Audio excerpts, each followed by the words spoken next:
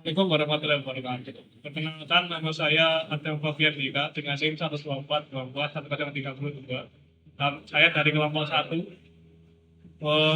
Kali ini saya akan menjelaskan tugas ujian akhir semester mata kuliah Sejarah Nirleka. Judul video kami adalah pembabakan masa Nirleka di Indonesia. Assalamualaikum warahmatullahi wabarakatuh. Perkenalkan, saya Radhi Mustaqim Haq dengan NIM 124241050. Terima kasih. Perkenalkan, nama saya Felmadian Danadiaksa dengan NIM 124241066. Terima kasih.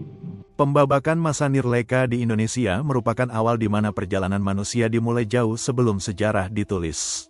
Lebih dari 2 juta tahun yang lalu, manusia purba menginjakkan kaki di paparan Sunda. Mereka hidup sederhana, bergerak mengikuti alam, dan bertahan di tengah perubahan iklim ekstrim bumi. Zaman Paleolitikum menjadi fase awal kehidupan manusia di Indonesia. Di sini, Homo erectus di Trinil dan Sangiran menggunakan alat batu kasar seperti kapak pacitan dan alat serpih ngandong. Mereka hidup nomaden, berburu, meramu, dan menyesuaikan diri dengan lingkungan tropis yang terus berubah. Memasuki Mesolitikum, iklim dunia menghangat. Manusia mulai menetap sementara di gua-gua kares dan pesisir. Timbunan kerang raksasa, Kiekenmodinger, menjadi jejak hidup mereka di pantai-pantai Sumatera.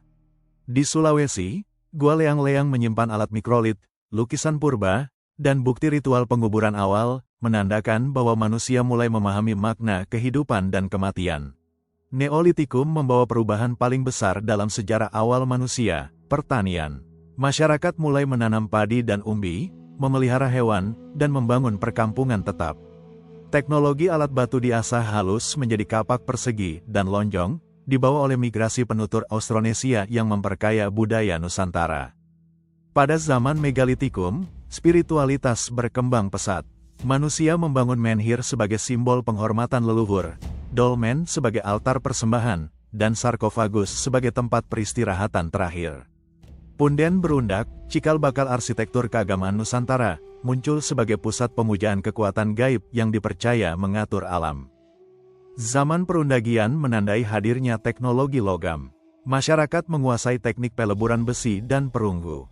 Profesi baru bermunculan, pandai besi, tukang kayu, petani terampil, perajin gerabah, dan pemuka adat. Kontak dengan Vietnam dan Tiongkok mempercepat inovasi, menjadikan masyarakat Nusantara semakin kompleks dan terorganisasi. Perjalanan panjang manusia di Nusantara dimulai dari zaman Paleolitikum, ketika Homo erectus hidup nomaden, berburu dan meramu dengan alat batu kasar. Memasuki Mesolitikum, manusia mulai menetap sementara di gua dan pesisir, meninggalkan jejak seperti Kiekenmodinger dan lukisan gua yang menandai munculnya ritual awal. Perubahan besar terjadi pada zaman Neolitikum, ketika pertanian, domestikasi hewan, serta teknologi alat batu halus membawa manusia menuju kehidupan menetap dan perkampungan pertama. Pada zaman Megalitikum, spiritualitas berkembang melalui pembangunan menhir, dolmen, sarkofagus, dan punden berundak sebagai bentuk penghormatan kepada leluhur. Puncaknya, masa Perundagian memperkenalkan teknologi logam, pembagian profesi, struktur sosial yang lebih kompleks, serta interaksi budaya dengan Vietnam dan Tiongkok. Seluruh fase ini menunjukkan kemampuan adaptasi manusia Nusantara dalam membangun fondasi yang kelak berkembang menjadi budaya Indonesia seperti yang kita kenal hari ini. Masa Nirleka Indonesia merupakan fase terpenting historiografi Indonesia karena pada masa ini manusia Indonesia memulai proses pembentukan kebudayaan dan pengenalan teknologi baru seperti teknologi apa genggam, punden berundak, dan lain sebagainya. Fakta menariknya adalah Indonesia adalah negara dengan temuan masa Nirleka terbanyak di dunia, terutama untuk zaman Mesolitikum, Neolitikum, dan Megalitikum.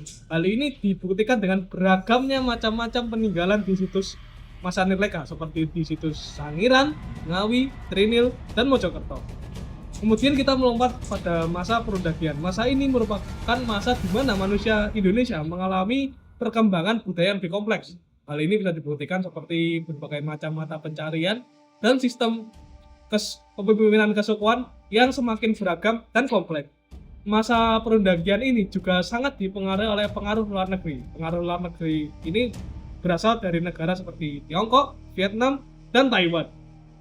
Masa Nirleka Indonesia sendiri mempunyai korelasi atau hubungan dengan masa Hindu-Buddha. Hal ini bisa dibuktikan dengan berbagai macam bukti seperti berikut. 1. Punden Brunda. Seperti yang kita tahu, punden Brunda di Candi Ceto dan Sukup sangat mirip dengan punden Brunda yang ditemukan di situs-situs seperti situs Trinil, Ngawi, dan Mojokerto.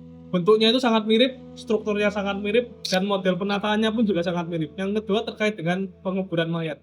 Seperti yang kita tahu, pada masa Megalitikum, manusia purba di Indonesia telah mengenal proses penguburan mayat dengan secara adat istiadat. Nah, penguburan mayat ini pun kemudian diwariskan dan diadaptasi seperti contoh di Bali. Di Bali sendiri penguburan mayat ini kemungkinan diadaptasi dari penguburan mayat zaman Megalitikum yang mana mayat ditaruh di tempat hutan Tarumenyan seperti yang ada di Bali itu. Nah, bisa kita simpulkan adalah masa Nirleka Indonesia merupakan fase penting bagi historiografi Indonesia dan berpengaruh bagi masa kedepannya. Terima kasih.